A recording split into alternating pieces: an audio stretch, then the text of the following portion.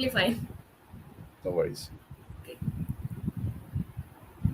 नमस्कार, मैं श्रुति और आप देख रहे हैं नेशनल लाइव। हाल में ही स्वाति मालीवाल के साथ अरविंद केजरीवाल के पीए विवेक कुमार ने मारपीट की, जिसके बाद अब तक उनके साथ कोई जस्टिस नहीं हुई है और स्वाति मालीवाल ने अब इंडिया अलायंस के तमाम बड़ी पार्टी, चाहे वो टीएमसी हो, कांग्रेस हो या फिर जो तमाम उस पार्ट इंडिया अलायंस का हिस्सा है, चाहे समाजवादी पार्टी हो, सभी को लेटर लिखकर मिलने की समय मांगी है। साथ ही साथ उनका कहना है कि उनके साथ इंसाफ नहीं हुआ है। ऐसे में आपको क्या लगता है कि क्या तमाम पार्टियां, खास करके कांग्रेस की बात करें, तो उनको मिलने का समय देगी? चूंकि ये महिला का विषय है, महिला के साथ मारपीट हुई है, तो आपका क्या राय है इसमें? देखिए, इसकी टाइमिंग पे तो आपको ध्यान देना पड़ेगा ना। इलेक्शन के दौरान, ये तो इलेक्शन से पहले हो रखा था सब कुछ। उस समय तो स्वाति मालीवाल जी ने चिट्ठी नहीं लिखी सारे बड़े नेताओं को कि सपोर्ट करें।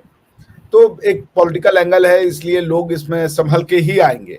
और आम आदमी पार्टी जो है वो इंडिया अलायंस का एक पार्ट है, तो इंडिया अलायंस नहीं चाहेगा कि अपने पार्टनर के साथ वो इस तरीके से बिहेव करे कि लोगों के बाकी पार्टनर्स को ये जाए कि एक संदेश जाए कि भाई अगर कल को हमारे ऊपर कोई बुरी मुसीबत पड़ी तो ये तो साथ छोड़ देंगे। सो कांग्रेस इस इंडिया अलायंस का सबसे बड़ा घटक दल है, जो सबसे बड़ा कंपोनेंट है या सबसे बड़े जो दल के रूप में है वो नेतृत्व करेगा। तो मुझे नहीं लगता कि राहुल गांधी जी या शरद पवार जी या जो भी बड़े पॉलिटिकल नेता हैं वो इस पे आएंगे। इससे एक चीज तो क्लियर हो जाती है कि जो लोग मणिपुर के ऊपर भारतीय जनता पार्टी को और प्रधानमंत्री मोदी जी को घेरने की कोशिश कर रहे थे कि महिलाओं के साथ मणिपुर में बहुत हुआ। पहली बात तो मैं स्पष्ट कर दूं कि जो भी मणिपुर की बहनों के साथ हुआ, चाहे किसी भी बहन के साथ हो, मैं उसकी घोर निंदा करता हूं। या ऐसे सभ्य समाज में किसी भी भाई या बहन के किसी बहन के साथ ऐसा नहीं होना चाहिए। आपकी अगर कोई विरोध है, आपको कोई प्रोटेस्ट करना है, तो आप उसको सिविलाइज तरीके से कर सकते हैं। महिलाओं के साथ जाति करना, उनको इस तरीके से उनकी उनकी बेइज्जती करना, this is something I personally don't like. तो वो कहने के बाद ये जो स्वाति मालीवाल जी का पूरा केस है, उसको उसी दृष्टि से देखना चाहिए कि इनको महिलाओं की, ये जो पूरा घटक दल है, इनको महिलाओं की सेफ्टी में, उनके सुरक्षा में इंटरेस्ट नहीं है। इनको मेन इंटरेस्ट है उस मैटर को पॉलिटिसाइज करने में। अदरवाइज जितने भी ये घटक दल थे वो संसद नहीं चलने दे रहे थे। उन्होंने मांग करी कि प्रधानमंत्री मोदी आकर के एक स्टेटमेंट दे मणिपुर के ऊपर, या एक पूरी चर्चा की जाए मणिपुर के ऊपर, लेकिन कोई चर्चा नहीं हुई। और आज जब स्वाति मालीवाल जी ने अपने ऊपर किए गए जो अत्याचार हैं उसके लिए जब समर्थन मांगा, और चूंकि उनका मांगना भी एक तरीके से जायज है क्योंकि वो इंडिया अलायंस का पार्ट है, अरविंद केजरीवाल की पार्टी, आम आदमी पार्टी, तो मेरे ख्याल से ये जो मांगा उन्होंने, अब ये अलायंस को देखना पड़ेगा कि वो महिलाओं के मुद्दों पे अपने आप को देश के सामने कैसे प्रस्तुत करना चाहते हैं। और देश के सामने भी एक बहुत बड़ा मैसेज जाएगा, क्योंकि प्रियंका गांधी जी भी प्रो वुमेन है। उनका पिछला इलेक्शन जो था, यूपी का जो लेजिस्लेचर का इलेक्शन था, उसका मेन जो स्लोगन था वो था लड़की हूं लड़ सकती हूं। तो मुझे लगता है कि इंडिया अलायंस को आना चाहिए सामने और अपनी जो पोजीशन है स्वाति मालीवाल जी के लिए उसको साफ करना चाहिए। जी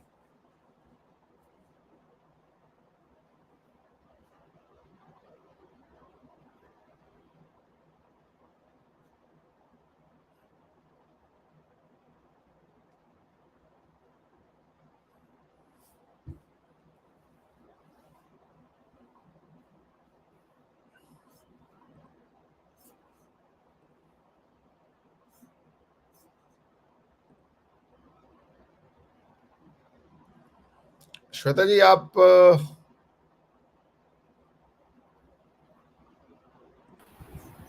सर, मेरा अगला सवाल ये है कि अभी हाल में ही जो आम आदमी पार्टी है और वाटर क्राइसिस है दिल्ली में, इसको लेकर जो कांग्रेस है दिल्ली की 200 जगहों पर प्रोटेस्ट कर रही थी और 200 जगहों पर जो है मटका फोर प्रोटेस्ट की है।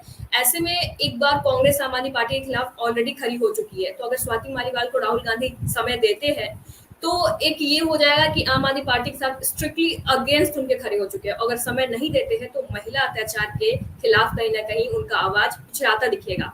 एनडीए के पास सबसे बड़ा मुद्दा भी यही है। इस पर क्या कहिए कि राहुल गांधी कहाँ से सही पे करेंगे, क्या अगला कदम होगा?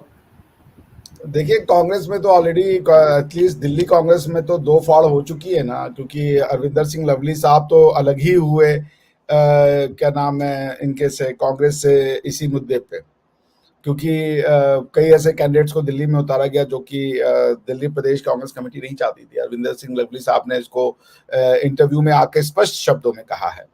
तो बिल्कुल ये एक जिसको जो डाइकोटॉमी को आप अंडरस्कोर कर रही हैं कि अगर वो साथ में आते हैं तो फिर दिल्ली कांग्रेस में जो विरोध हो रहा है, दिल्ली कांग्रेस जो विरोध कर रही है आम आदमी पार्टी का पानी के मुद्दे पे या दूसरे मुद्दे पे, तो वो मुद्दा उनके लिए काफी इम्पोर्टेंट है। और अगर वो एक तरीके से मतलब it's a contradictory situation, dichotomy है कांग्रेस पार्टी के लिए। तो क्योंकि आप याद रखिए कि आम आदमी पार्टी का जो वोट बेस है, जो उनका समझ लीजिए मतदाता है, वो बेसिकली कांग्रेस का ही मतदाता है जो कि शिफ्ट होकर के आम आदमी पार्टी में चला गया।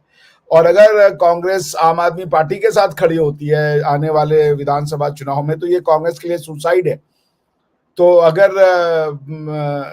कांग्रेस को अपने मतदाता वापस चाहिए या कांग्रेस की अपनी इंडिपेंडेंट एग्जिस्टेंस को बनाए रखना है दिल्ली में या पंजाब में, बिकॉज पंजाब में भी आम आदमी पार्टी का जो मत,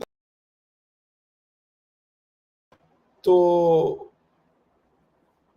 वो बेसिकली कांग्रेस का ही मतदाता है। और इसलिए कांग्रेस के साथ वाकई में ये सिचुएशन बहुत टफ है, क्योंकि वो अलायंस में है अभी तक। तो हालांकि एक दो जगह मैंने सुना कि अलायंस टूट गया है आम आदमी पार्टी और कांग्रेस पार्टी में, तो ये उनके लिए एक टफ सिचुएशन होगी, इसमें तो कोई शक नहीं है। क्योंकि जो कांग्रेस के कार्यकर्ता होंगे वो तो नहीं चाहेंगे कि आम आदमी पार्टी के साथ हम जाएं। और दिल्ली चुनाव में आपने देखा कि उनको 7-0 से हार मिली है, यानी कि पूरी की पूरी सीटें बीजेपी को गई हैं, डिस्पाइट द फैक्ट कि there was an alliance between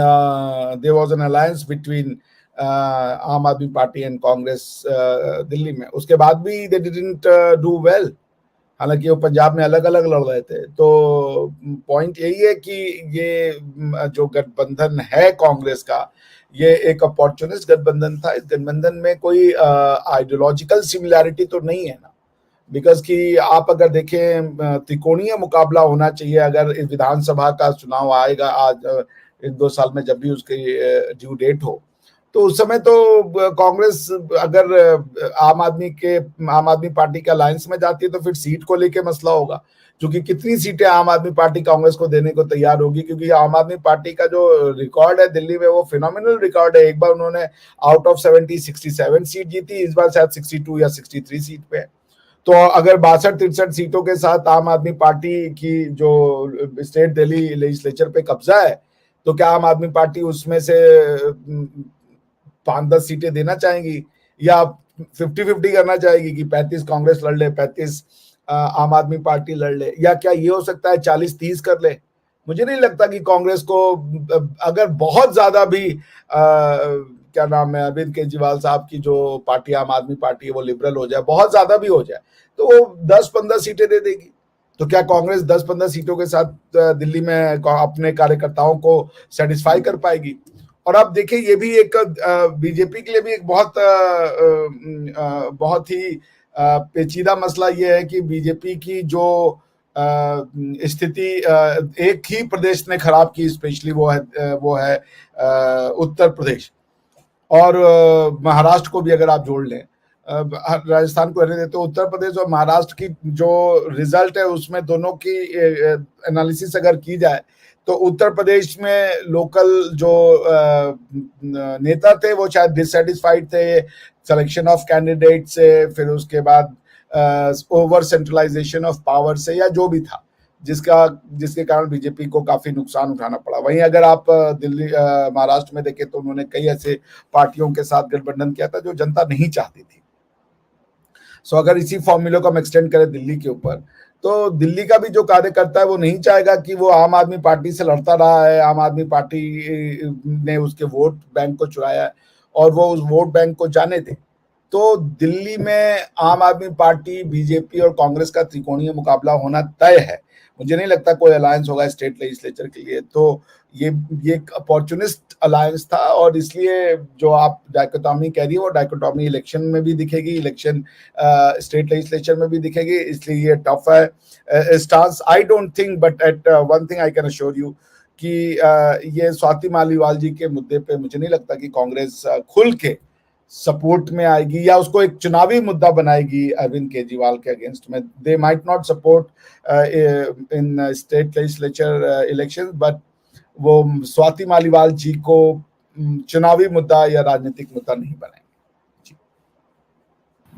sir, अगर बात करें अभी वेस्ट बंगाल की, तो वहां पे भी राजनीति बहुत गरमाई हुई है। हाल में ही यानी कल जो ममता बनर्जी है वो अनंत महाजन से मिली है, जो कि बीजेपी के राज्यसभा सांसद है, लोकसभा सांसद पे नहीं है, मतलब तोड़ फोड़ की राजनीति से रिलेटेड नहीं है। तो कहीं ना कहीं ये ममता बनर्जी की जो मुलाकात है वो एक बड़ा संदेश दे रही है, क्योंकि ममता बनर्जी ने ऑलमोस्ट इंडिया अलायंस की मीटिंग को अवॉइड किया और कहा है कि उनके पास और भी काम है, और वो ऑलमोस्ट मीटिंग में नहीं आई है। लेकिन अब अनंत महाजन से मुलाकात, क्या लगता है?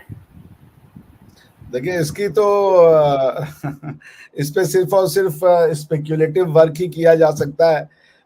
मेरे पास तो कोई ऐसी ऑफिशियल इंफॉर्मेशन नहीं है, लेकिन इसके पहले भी अगर आप देखिए तो ममता बनर्जी साहिबा की मुलाकात हुई थी उनसे, जो असम के डायनेमिक चीफ मिनिस्टर हैं हेमंत बिश्व शर्मा जी से। 1-2 साल पहले की मुलाकात है, उसमें भी यही कहा गया था कि ये इसके कई दूरगामी परिणाम होंगे और ये बड़ा इम्पोर्टेंट अलायंस है, या बड़ी इम्पोर्टेंट कुछ बातचीत हुई होगी। मेरे ख्याल से वेस्ट बंगाल के गवर्नर साहब के घर पे हुआ था या कहीं पे हुआ था, दार्जिलिंग में कहीं पे दोनों लोग मिले थे, और उसकी फोटो भी रिलीज की गई थी जिसमें Mamata Banerjee was seen alongside with Himanta Biswa Sarma जी।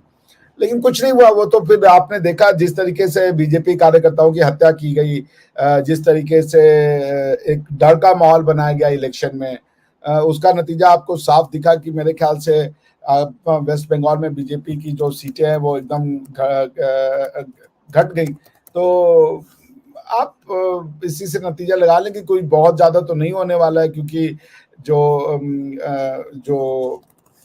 जो वेस्ट बंगाल का काडर है जो वोट करता है टीएमसी को, वो एंटी बीजेपी है। तो आई डोंट थिंक कि वो कभी भी कोई बहुत ज्यादा उसमें कुछ पढ़ने की जरूरत है। 18 सीटों से बीजेपी 12 सीटों पे आ गई। तो आप सोच लीजिए कि उस अलायंस का, उस मीटिंग का जब कोई फायदा नहीं हुआ, तो इसमें भी आप क्या ही मीट कर लेंगे। अगर ममता बनर्जी पहले भी कह रही थी कि ये जो अलायंस है, इंडिया अलायंस है, उसका मैं पार्ट हूँ नहीं हूँ, ये मतलब it's like hot and cold का गेम तो बहुत बहुत देर से चल रहा है।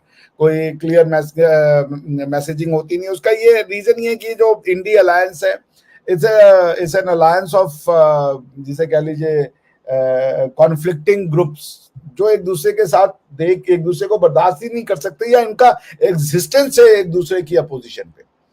अब आप अगर वो अपोजिशन मोदी जी हैं कि मोदी जी को सत्ता से बाहर करना है, अब वो तो खत्म हो गया। 5 साल तक तो मोदी जी रहेंगे, मोदी जी वुड रूल, या Modi ji will be governing India for another 5 years। और बीजेपी को जो झटका लगना चाहिए था वो भी लगा, तो अब वो सुधार करेंगे अपने वर्क, जो कल्चर है, उनकी जो पेरेंट ऑर्गेनाइजेशन है आरएसएस, उसके साथ भी उनकी नाराजगी के रिपोर्ट्स आ रहे हैं। तो और जो जिस तरीके से शायद लोकल एक अफसरशाही को, यानी कि ब्यूरोक्रेटिक रूल को जिस तरीके से प्रमोट किया गया, लोकल लीडर्स को साइडलाइन किया गया, पैरेलली जैसे हम लोग हैं, कब से हम लोग मोदी जी का सपोर्ट करते, 2002-4 से हम लोग लगे हुए हैं। लेकिन हम जैसे लोगों को साइडलाइन करके और जो पैराशूट करवा के ऐसे लोगों को जिन्होंने सारी जिंदगी गालियां दी, टफ टाइम में गालियां दी, जब उन्होंने देखा कि भाई आर्टिकल 370 है, कश्मीर है, एक पॉजिटिव हवा चल रही है और उस हवा में बीजेपी तो जीतेगी, दे वर पैराशूटेड। तो बीजेपी को भी ये समझना चाहिए कि अपने काडर को नाराज करने का कोई फायदा नहीं है। तो उसी दृष्टिकोण से मैं यही देखूंगा कि अगर ममता बनर्जी साहिबा से कोई मुलाकात हो रही है, मैडम से कोई मुलाकात हो रही है, तो वो उसमें बहुत ज्यादा कुछ रीड करने की जरूरत है नहीं, क्योंकि इसी तरीके से हेमंत बिश्व शर्मा से भी कुछ डीलिंग हुई थी, कुछ नहीं हुआ। मेरे ख्याल से आप ये कह सकती हैं कि अभिषेक बनर्जी जी के ऊपर कुछ ईडी या उसके चार्जेस लगे हुए हैं, तो उसको हो सकता है वार्ड ऑफ करने के लिए कोई डील हो जाए, स्पीकर के मुद्दे पे कोई बातचीत हो जाए कि हम प्रो एनडीए वोटिंग कर देंगे इन केस अगर कोई डर्टी गेम अपोजिशन खेलना चाहे उसके मुद्दे पे अपॉइंटमेंट ऑफ स्पीकर पे। तो ये हो सकता है कुछ कि उसको बार्गिन हो जाए कि भाई हम आपको हौले रखेंगे, क्योंकि आपने देखा बीजेपी ने ईडी का और बाकी फोर्सेस का यूज करके जो संदेश खाली में किया और जगह से किया वो काफी कॉन्सिक्वेंशियल है टीएमसी के। तो ये इसको इससे ज्यादा मैं कुछ नहीं देखता हूँ, क्योंकि पहले भी हो चुका है, बहुत बड़ी हवा बनाएगी बट हुआ अल्टीमेटली कुछ नहीं। जी, तो कहीं न कहीं जो टीएमसी है उनके पास 29 लोकसभा सीटें हैं, ऐसे में जो अनंत महाजन से मीटिंग है, कहीं न कहीं लोग कयास लगा रहे हैं कि शायद टीएमसी एक डील के लिए तैयार है, क्योंकि अक्सर ममता बनर्जी जो है इंडिया अलायंस की मीटिंग को स्किप की है। हालाँकि जो होगा वो तो देखने वाली बात होगी। बहुत-बहुत धन्यवाद हमारे साथ जुड़ने के लिए। नमस्ते।